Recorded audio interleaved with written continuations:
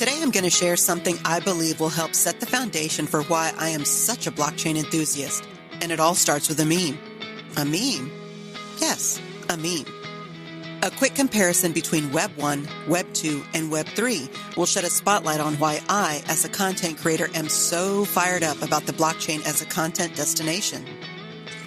Web 1.0. Companies make the content, companies make the money. This is the birth of the internet as a communication platform. Web 2.0. Creators make the content, companies make the money. This is where we find ourselves today in a world of social media. Web 3.0. Creators make the content, creators make the money. Wait a minute.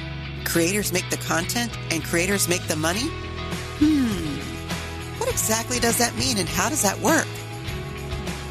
Join me on Friday, May 13th for the Web3 and Blockchain for Content Creators Workshop. You'll get a peek behind the curtain to find out for yourself.